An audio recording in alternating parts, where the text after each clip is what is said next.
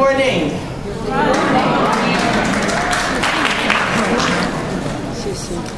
I'm sorry that you didn't have the opportunity to but let me say welcome to all of you who have come out this morning. I must say that it is difficult to believe that this is my first ever visit to Rome.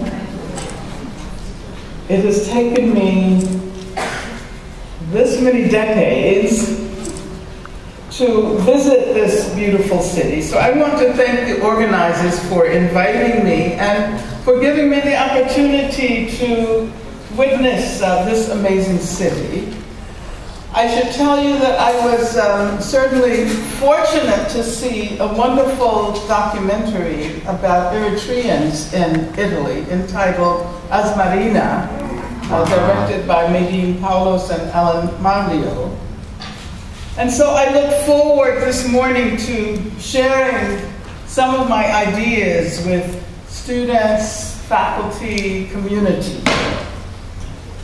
And I certainly hope there will be a lively discussion in the aftermath of my talk. When I visit a place for the first time, even though it has been almost 45 years since the end of my trial, if there are any people present who were involved in the campaign for my freedom, I'd like to convey my deepest gratitude. So may I ask, is there anyone present who was involved 45 years ago in the campaign to... Okay, 1, 2, 3, 4, 5. I see quite a number. So, in that case, I'd really like to convey my deepest gratitude, because without that vast international movement, I would no doubt still be in prison today.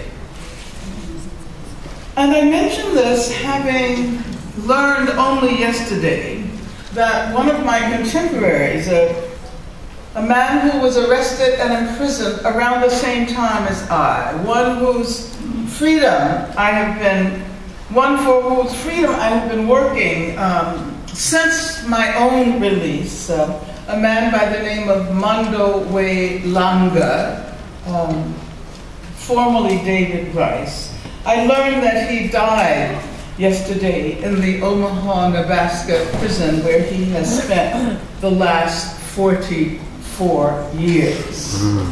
He was an organizer for the Black Panther Party, and many of you may be aware of the fact that we are currently observing the 50th anniversary of the founding of the Black Panther Party. And likewise, Mumia Abu-Jamal, Leonard Peltier,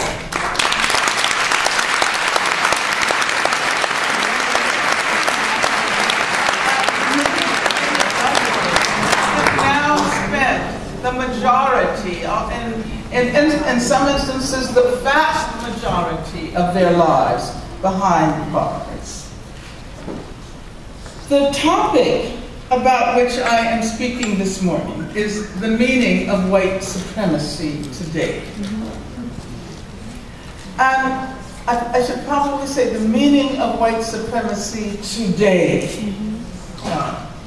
And in placing emphasis on the word today, I want to acknowledge the historical mutability and complexity of racism, especially considering the changes that have occurred in connection with global capitalism. As Cedric Robinson, the author of Black Marxism, I see Marx will probably be evoked numerous times during the course of this morning. Cedric Robinson argues that capitalism has always been racial capitalism. From its emergence in connection with the slave trade to the modes of global capitalism today, considering the racialization of its markets, and the ease with which poverty is produced in racialized communities all over the world. Although it might have been assumed that reflections on the nature of white supremacy today would focus in large part on the spread of explicitly white supremacist ideas and organizations within the US, and of course we have to acknowledge of that. Contemporary conditions in the United States, here in Europe, in Latin America, in the Middle East, and other parts of the world dictate that we develop a deeper understanding of the structural elements of racism, that we recognize the globalization of racism, particularly within the relatively new framework of neoliberalism, and that we translate our comprehension of the intersectionalities of justice into concrete solidarities and struggles for equality that explicitly reach across national borders. And so I say that historically we have had the tendency to spatially locate racism in either the United States or South Africa. And of course, it is assumed, often assumed, that as official apartheid has been dismantled in South Africa, so racism has been definitively counted there. It was also assumed that with the election of Barack Obama as President of the United States in 2008, the last major barrier of racism had fallen, and that we were in a position of rapidly moving toward what was called post-racialism. Now, of course, conditions in both South Africa and the US have reminded us that if Rome wasn't built in a day, and I have to admit, as corny as it may sound, I couldn't resist evoking this attitude, then racism cannot be dismantled as a mere function of electoral victories. Closer to the microphone, please. Closer to the microphone? Okay. Let's see. Is this better? No. No, it's not. Is this better? Yes. Oh, wow. Maybe we can lower the podium. So that means that I have to bend over and speak like this?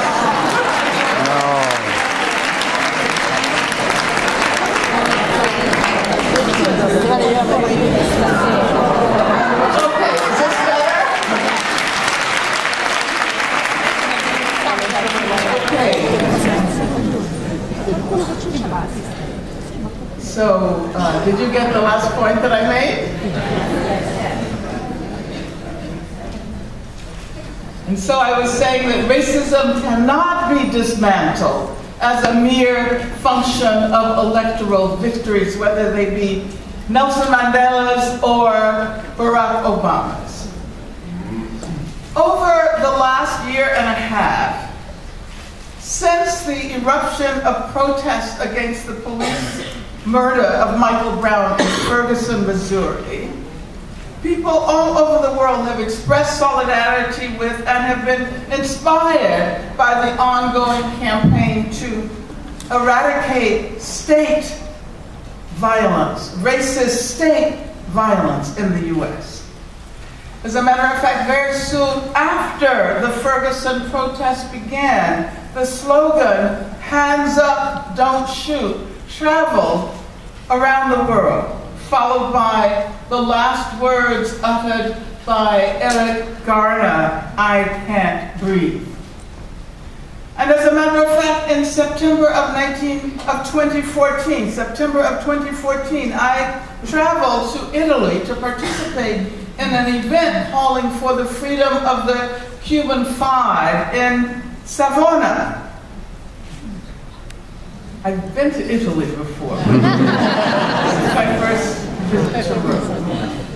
And I was surprised that along with the call for the freedom of the Cuban Five, people there had already begun to raise the call for justice for Mike Brown in Ferguson, Missouri.